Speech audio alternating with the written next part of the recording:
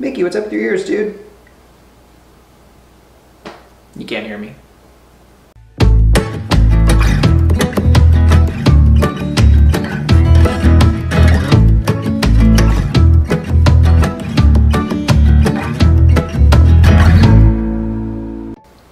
Hey everybody, welcome back to the Quarter Life Crisis Project. My name is Ryan Ricardella and I am so glad that you are here. Today we're going to talk about a topic that is very near and dear to my heart, social media. In fact, it's so near and dear to my heart that I'm on social media talking about social media and told everyone that followed me on social media that I would be on social media talking about social media. Did I mention social media? While I'm talking about social media, make sure you follow me on Instagram at Ryan Ricardella and hit the subscribe button to this channel. For those of you who are new to the channel, the Quarter Life Crisis Project is all about living life with intention and challenging ourselves to have new experiences so that we can live full lives. So what role should social media play on that journey and what role should it not play? That's what I want to take a couple minutes to explore in this video, and at the end of the video I'll share my top social media do's and don'ts. So be sure to stick around to the end because I would love to hear if you have any of your own. Social media is great. I'm on it all the time. It's a place where I'm able to keep up with the people I love, connect with people who I wouldn't otherwise be able to connect with, find content that inspires me. It's also where I find pictures of food, and that's really important to me. But there's also a dark side to social media. Social media sets us up to compare ourselves to other people and hold ourselves to standards that aren't in our best interest. When we fall short of these ideals and the apparent fabulous lives of others, we think that something is wrong with us and it weighs on our sense of worth. That's not necessarily conducive to feeling empowered and grabbing life by the horns, which is what the Quarter Life Crisis Project is all about. I did a video on self-love a little while ago. You can click here to view it, and I'll also leave its link in the description below. So how do we make the best use of social media? Here are Ryan's top do's and don'ts. Take notes. Or don't, it's your life. The first don't is don't assume that people are presenting their authentic selves on social media.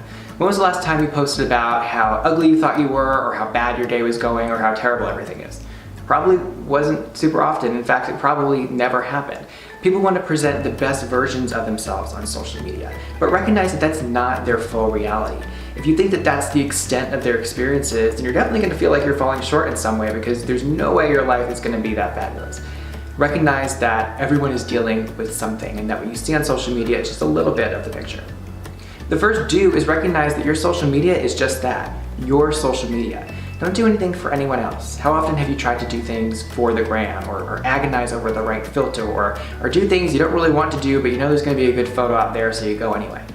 Think about your social media as a personal album or things that you want to document that you are proud of or excited about or want to look back fondly on.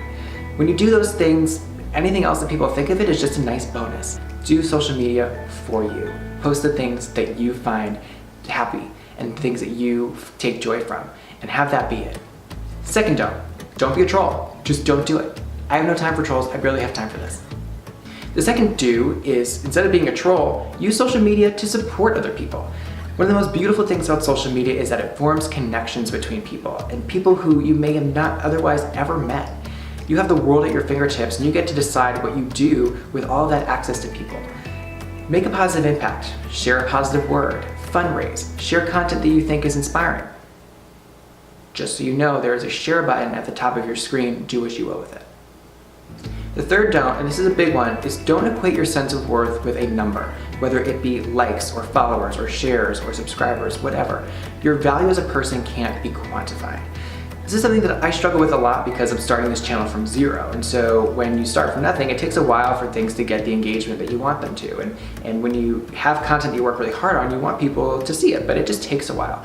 Same thing goes for Instagram or Facebook or whatever. When we post things online and it doesn't get the engagement that maybe we hope it does, we take it as a sign that people don't like what we have to share or they don't like us. And we put thoughts in the minds of other people and they say, oh, they must hate me because they didn't like this. And that's really not the case. Think about when you like things, right? It's very passive action. People don't put a whole lot of stock into it.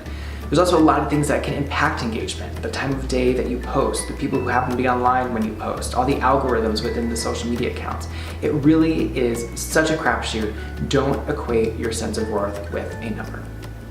The third do piggybacks right off of that, and that is to remember that you are a rock star no matter what your online presence looks like. Whether you get 2 likes on an Instagram post or 37 views on a YouTube video, none of that matters and none of that dictates whether or not you're a person who is worthy of love and respect.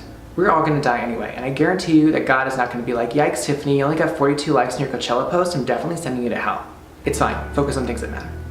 So there you have it, my top do's and don'ts of social media.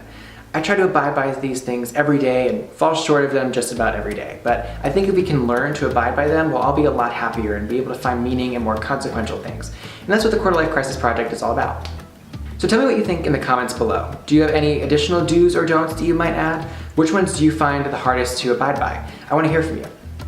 As always, thank you so much for watching. If you haven't already, give this video a thumbs up and hit that subscribe button and share with your friends. But whether you do or not has no bearing on my value as a person.